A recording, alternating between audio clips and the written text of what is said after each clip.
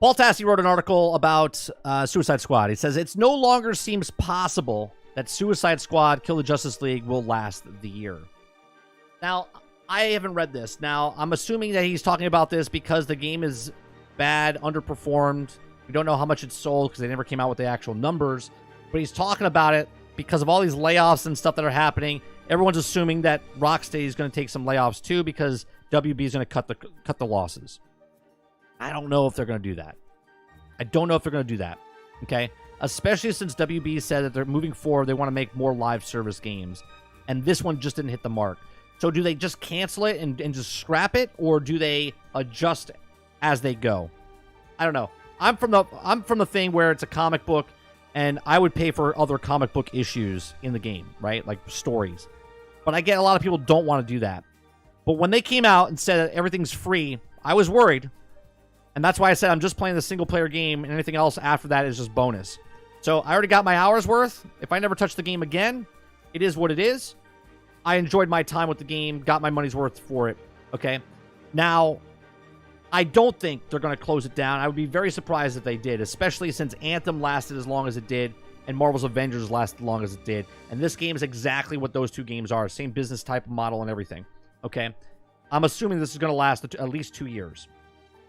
It might be in a rough state, but it's going to last the 2 years. Jones says, I'm just going to start Tassie's wrong off the jump. Quintar says, Rocksteady also had a lot of employees leave, so they might not need to lay off. Very true. Okay, so he says, it's no longer seems impossible that Suicide Squad Kill the Justice League will last the year. He says, I've never seen a game with this much time invested, with this much money invested, from such a talented developer self-destruct this quickly. And now, things have gotten so bad with this Suicide Squad Kill the Justice League. Can I just say real quick, in that first sentence, I think you're right, Jones. He says, I've never seen a game this much time invested with as much money invested from such a talented developer self-destruct this quickly. Didn't Anthem exist? Didn't Anthem exist? How much money they put into that game? From BioWare? What are we talking about? This is the same people that made Mass Effect series. Okay? I don't know. I think that statement's wrong off the bat, but hey, I got it. Okay, he says, and now things have even gotten so bad with Suicide Squad Kill the Justice League that it no longer feels possible that the game will get out of the year of content it has already announced for the game. As Warner Brothers does not seem like a company that is in any mood to throw good money after bad. And they've also already committed to that game as performed below expectations, which also sets them up for a tough year in the gaming division. Now, again, it's very generic what they say they didn't make, right? It underperformed. Underperform means underperform. It doesn't mean that it fell short and didn't make money. Underperform means that their projections, again, I'm just taking a guess, was like 6 to 7 million copies. They sold 3.5 to 4 million copies potentially, okay? It underperformed in their head. Now, it did make money. Now, it could make more money across the board. The Battle Pass hasn't even come into the game yet. Okay, the other cosmetics and what they have in store haven't come in the game yet. The other stories and other game modes and everything else haven't come in the game yet. The game itself actually has a good starting point. People are upset because it's not a Batman game. People are upset because they killed the Justice League. In a game that's called Kill the Justice League, I know. Okay? But I digress. Okay? So I understand if you're no longer following the saga, but this is truly a bleak stuff. Suicide Squad did not debut well on PC or Xbox to start with. As a game that was also doing half of Marvel's debut numbers on Steam, and it's never got higher than top 20 on Xbox. It did get to the number one. Here's the thing, though. What is the top 20? What does that consist of? What is number 1 to number 20? What's the game sales of the player base? I don't know. None of us know. Okay? Is top 20? I know if I made a top 20 in anything, that'd be pretty fucking good. I'm just saying. Right? If I made a top 20 in anything, I wouldn't be like, ugh, well, only 20. Do you know what rank I am on YouTube? I'm like, I think 1.6 million. Right? That's actually not that bad. It's like 169,000 or some shit. Right? If I'm in the top 20, I wouldn't be like, well, that's a shit spot to be in. I mean, I get it, but come on. It did get to number 1 on PlayStation for a time. I like how we just kind of brushed that to the side, right? It's shitty. Doing half the numbers of Marvel's Avengers debut numbers on Steam. It never hit the top 20 in the Xbox. But it did get to number 1 on the PlayStation. Right? It did get number 1 on the real quick. Okay? Sucked on Steam. Didn't make the top 20 on Xbox. It did get number 1 on PlayStation for just a small period of time. Right? But after a short while, it fell off the top 10 entirely, and it didn't know where it is now. Here's the thing. Here's what I don't understand. A video game sells a big chunk. Just like a movie goes in the theaters, it makes most of its money in the first day, if not the first weekend. Okay? So if it was number 1 on the number 1 selling console of PlayStation that has 54 million, right? It has 54 million people out there that can play the game. It was number 1 for like a week, 2 weeks, whatever it was, and then it fell off. Do we think that those people didn't buy that game? And if they did buy the game, they bought it at $100 or they bought it at $70. Okay? Again, we don't know the numbers, so you can't say one way or the other as fact. We don't know what it is. We know it underperformed, but we know it was number 1 on PlayStation, the top selling console that was out there. I'm just saying. Okay? It says, but after a month, things are just a bit bleak. I haven't seen Suicide Squad inside Xbox top 50 for a week at least, and now on Steam, which yes, should be a solid place to play the game. I have 60 hours in there, and now it's hard to believe that player counts. The game's peaked at 593 players yesterday. An hour ago, there was just 287 players online. Reviewing remains 80% positive, but also simply doesn't matter, and it's utter ghost town. Okay, now here's another thing. The game itself said that it's not a game that you play nonstop. They said you could put it down and come back. They literally said that in the videos before the game even launched. Okay? So while the core game has problems, the biggest issue they have technical issues launch, especially if you tried to play online, has been outright impossible for most people. The decent fixes made these things worse, including the new loading bugs and cut off previously unaffected players. Now that the bug has been fixed, but other issues remain. And all the other problems have meant that all things where actual players and the loot buffs and enemy nerfs have simply not happened. They've also managed to nerf a popular build right away, however. That's always a bad sign. And I agree with him 100% on the issues of the internet and the matchmaking and stuff like that, and also the nerfing. You never nerf something without doing something positive. Okay? The campaign of Suicide Squads ends in literal the promotion of the year's worth of content with 4 new squad members in a bunch of missions.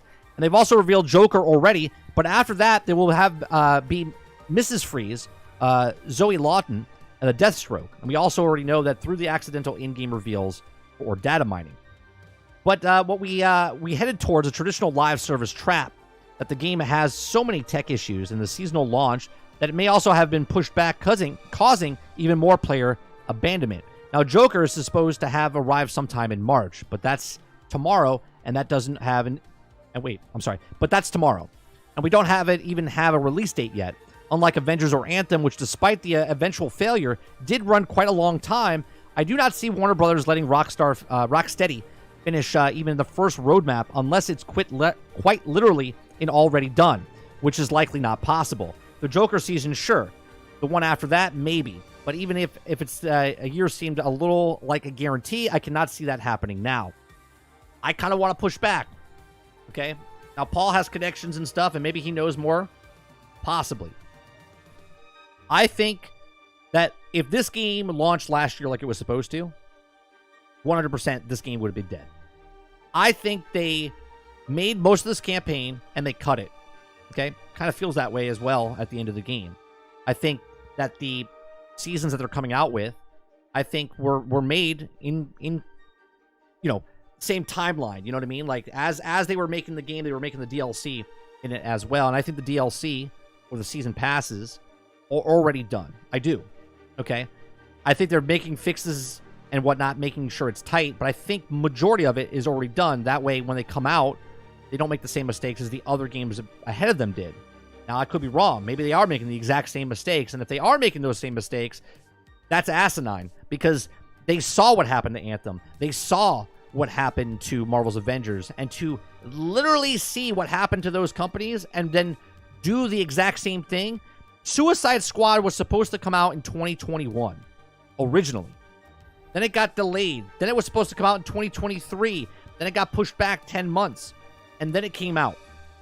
Okay? I would hate to see what the game was like last year compared to what it is this year. I think from last year, they were going to release majority of this game. They changed their method because they broke it up to last over the year. And I think most of the stuff is done. And I think because of that, it will last the time frame. But we'll see who's right or wrong, and only time will tell. There's also an issue in monetization. This is a similar but also unlike Redfall, which promised to have 2 characters in every that it's never delivered.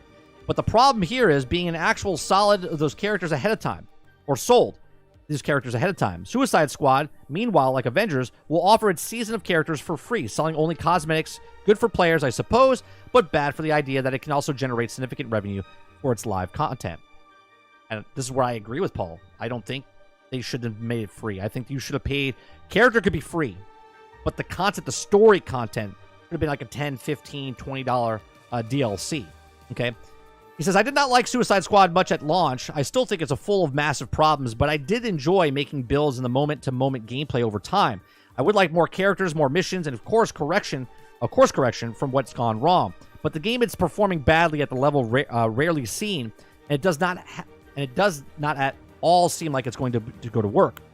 And I fear about the future layoffs of Rocksteady given recent industry trends, and now it's poorly that this has gone. It's a brutal saga, and it may not be about. It may be about to get worse. Okay, so see, he is. I mean, he's following the dots, right? He's following the breadcrumbs.